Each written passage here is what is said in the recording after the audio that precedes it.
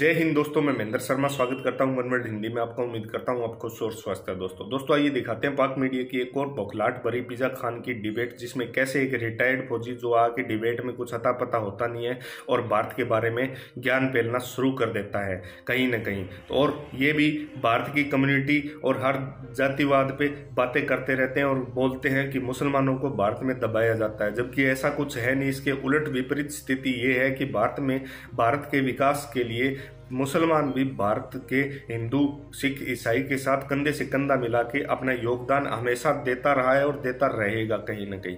क्योंकि ये अभी श्रीलंकाई नागरिक को जला के पाकिस्तान में मार दिया गया है, तो इनको कहीं ना कहीं मुद्दा चाहिए और इन मुद्दों को लेके ये लोग भारत के मुसलमान, भारत की बाबरी मस्जिद, कभी राम मंदिर, इन पे अलग अनर्गल अनाप शनाप डिबेट करते रहते हैं, जबकि इनको मुद्दे का कुछ पता ही नहीं होता है। क्योंकि ये अगर अपनी जनता की हक हकूक की बात अगर उठाए तो आज पाकिस्तान की जनता भूखी मर रही है, जबकि उनकी बात ना उठा के ये वीडियो देखें आप, इनमें मुद्दा उठाया जा रहा है भारत का। तो भारत की बातें करते करते ये पता नहीं क्या कहां तक जा सकते हैं। तो दोस्तों देखिए डिबेट और कमेंट में अपनी प्रतिक्रिया जरूर दें। जय हिंद, वंदे मातरम, भारत माता की जय। दोस्तों 6 दिसंबर 1992 की तारीख, तो 1992 सन था, शहीद किया था। और बाबरी मस्जिद की शहादत से जो ज्यादा अजियतनाक बात, वो भारत की आला अदलिया का जानिबदाराना किरदार, जिसने नवंबर 2019 में हिंदुओं को तारीखी बाबरी मस्जिद के मुकाम पर मंदिर बनाने की इजाजत दी थी। भारतीय सुप्रीम कोर्ट ने फैसला सुनाते हुए हिंदुत्व नजरिए को तरजीह दी। सिर्फ यही नहीं, बल्कि भारतीय सुप्रीम कोर्ट ने बाबरी मस्जिद की शहादत में मुलव्वस LK अडवाणी जैसे बीजेपी के रहनुमाओं को भी बरी कर दिया था। अफसोस का मुकाम है ये। और मोदी के दौर में हिंदुत्व कुव्वतें अब भी मुसलमानों के मजहबी मुकामात की मुसलसल, आपको पता है कि तोड़ फोड़ कर रही हैं। RSS की हिमायत याफ्ता बीजेपी ने भारत में हजारों मसाजिद को मिस्मार करने और उनकी जगह मंदिर बनाने के लिए अपने निशाने पर रखी हुई है। अब यहाँ तक मुसलमानों के नामों से मंसूब जो इदारे हैं, मकामात हैं, शाहराएं, उनके नाम भी तब्दील किए जा रहे हैं। और दूसरी जानिब पाकिस्तान ने बाबरी मस्जिद की जगह पर मंदिर की गैर कानूनी तामीर रोकने का मुतालबा किया। तर्जुमान दफ्तर खारजा के मुताबिक बाबरी मस्जिद का इनहदाम अकलियतों के मजहबी हुकूक की संगीन खिलाफ वर्जी है। और नवंबर 2019 का भारतीय सुप्रीम कोर्ट का ऐबदार फैसला इंसाफ की मौत थी। इस पर बात करने के लिए मेरे साथ मौजूद मेहमान मौजूद है, किसी तारुफ के मोहताज नहीं, lieutenant general retired Amar Singh तजियाकार। बहुत शुक्रिया जनरल साहब ज्वाइन करने के लिए।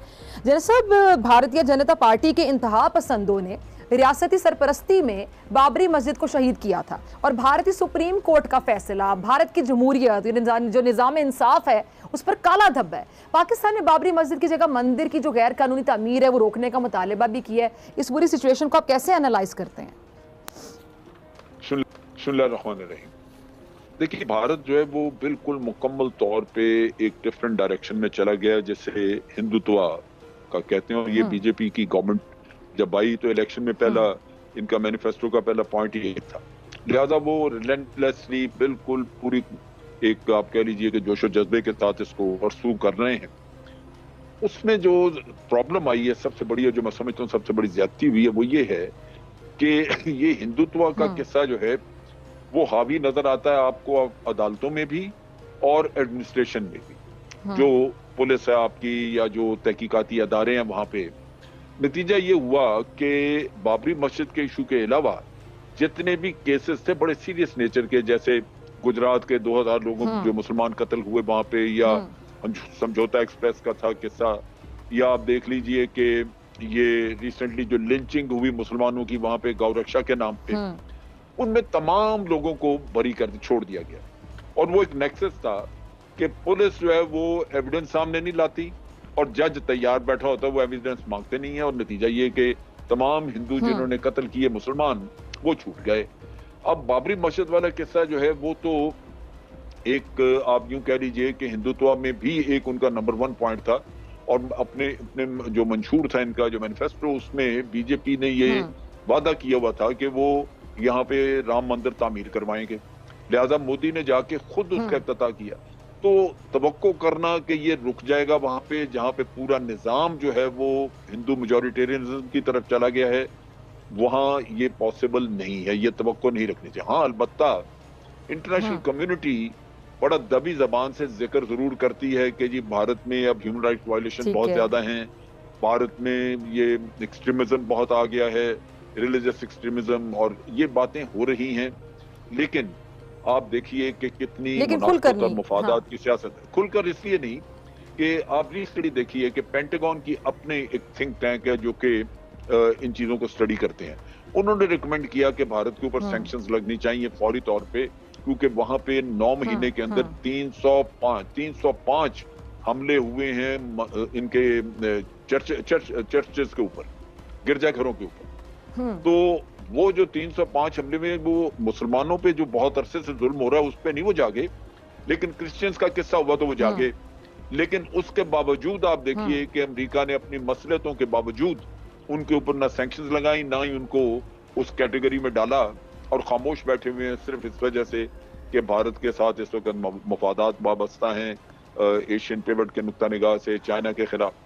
तो ये मुनाफकत जब तक रहेगी ये चीजें इसी तरह होती रहेंगी, क्योंकि जिन जिन मुल्कों ने इंसाफ नाफिज करना है यूनाइटेड नेशन के जरिए या अदरवाइज, वो बिल्कुल टोटली मुनाफकत पे और बेइज्जती पे उतरे हुए हैं।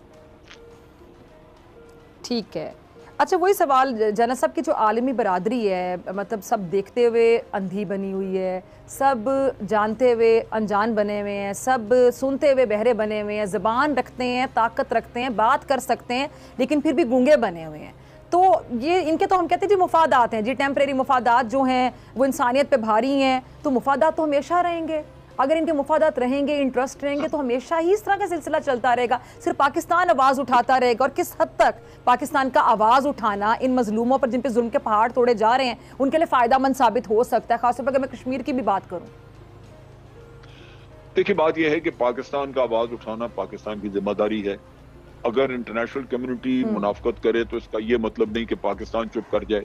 हमें तो अपना फर्ज पूरा करना है और वो करना चाहिए। इसी तरह जो जैसे कश्मीर में लोग आज़ादी मांग रहे हैं, ये दुनिया तवज्जो देती है आज या नहीं देती, लेकिन आज़ादी की तहरीक जो है उसको जिंदा रखना जरूरी है। सो वो लोग अपनी कुर्बानियां भी देंगे, इसके लिए लगे रहेंगे, और हो सकता है कि किसी वक्त पे इंटरनेशनल कम्युनिटी जो है वो इस मामले में कोई अपना रवैया बदले। लेकिन एक चीज जो आज दिन तक हुई है वो यही है कि इंटरनेशनल कम्युनिटी हमेशा अपने मुफादात की रोशनी में चीजों को देखती रही, जिसकी वजह से दुनिया में अमन कायम नहीं हो सका। अब चाइना के साथ ही देख लीजिए जो अमेरिका की रविश है।